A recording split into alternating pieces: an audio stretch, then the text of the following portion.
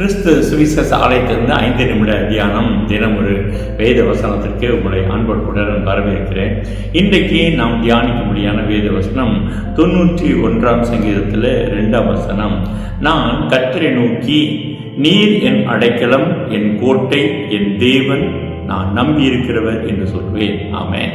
நான் கர்த்தரை நோக்கி, அவரை பார்த்து நாம் சொல்லக்கூடிய ஒரு வார்த்தை, நீர் என் அடைக்கலம்.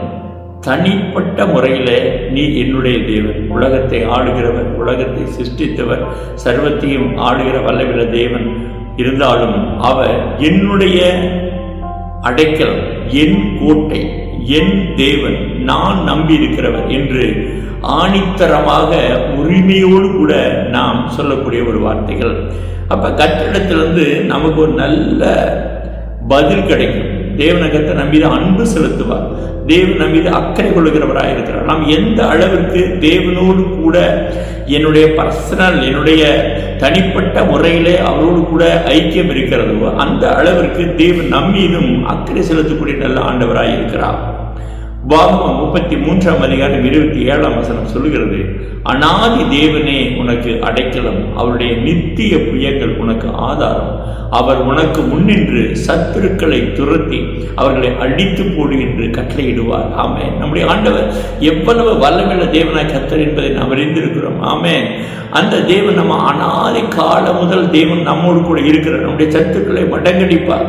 நமக்கு எதிராய் வரக்கூடிய, விரோதமாய் வரக்கூடிய எல்லாவற்றையும் நம்மோடு கூட இருந்து கர்த்தர் நம்மை ஜெயிக்க வைப்பார். ஆமென். நம்முடைய பாவங்கள் எல்லாவற்றையும் மன்னிக்கக்கூடிய நல்ல ஆண்டவர், நம்ம நீதிமானாய் மாற்றக்கூடிய நல்ல ஆண்டவர். ஆமென். 37ஆம் சங்கீதம் 39ஆம் வசனம் சொல்லுகிறது, நீதிமானுடைய ரட்சிப்பு கர்த்தரால் வரும், இக்கட்டு காலத்தில் அவரே அவர்கள் அடைக்கலம். ஆமென். நமக்கு கஷ்டமான நேரம், துன்பமான நேரம் வருகிற பொழுது நமக்கு தேவன் அடைக்கலமாய் இருக்கிறார்.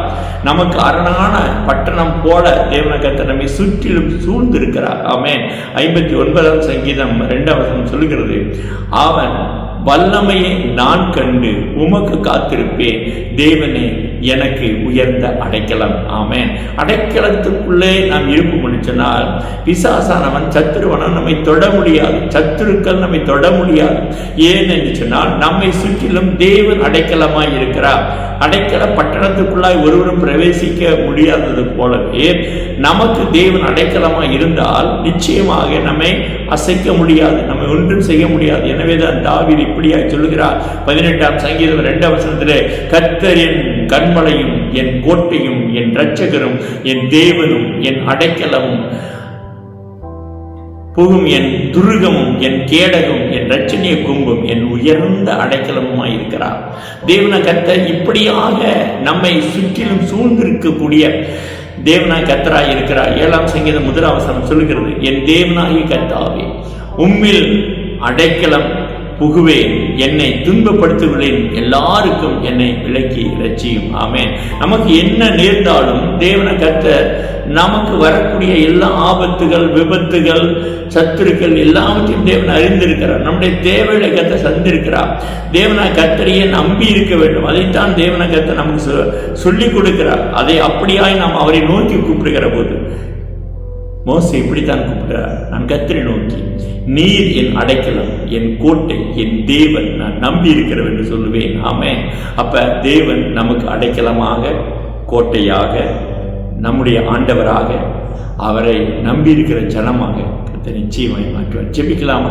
மகா இரக்கம் கிருபை நிறைந்த எங்கள் ஜீவனுள்ள நல்ல பிதாவே, ஆண்டவரே, உம்மை நோக்கி கூப்பிடுகிற போது கர்த்தர் எங்களுக்கு உதவிகளை அனுப்பக்கூடியவர், எங்களை ரட்சிக்கக்கூடியவர், எங்களை பாதுகாப்பாய் நடத்தக்கூடியவர், உங்களுடைய தேவை எல்லாவற்றையும் சந்திக்கிறவர். ஆண்டவரே, உண்மையே நாங்கள் நம்பி இருக்கிறபடினாலே ஒரு நாளும் விற்கப்பட்டு போகாதபடி காத்துக்கொள்கிற தேவனுக்கு ஸ்தோத்திரம் உண்டாவதாக. இன்றைக்கு இந்த வார்த்தையை கேட்கக்கூடிய ஒவ்வொரு வாழ்க்கையிலும் கர்த்தர் நீர் அடைக்கலமாக, கோட்டையாக, ஆண்டவரே தேவனாக, நம்பி இருக்கிறவராக கர்த்தர் கடந்து வருவீராக. இயேசுவின் நாமத்தில் ஜெபிக்கிறேன் ஜீவனுள்ள நல்ல பிதாவே. ஆமென். God bless you. கர்த்தர் உங்களை ஆசீர்வதிப்பாராக. ஆமென்.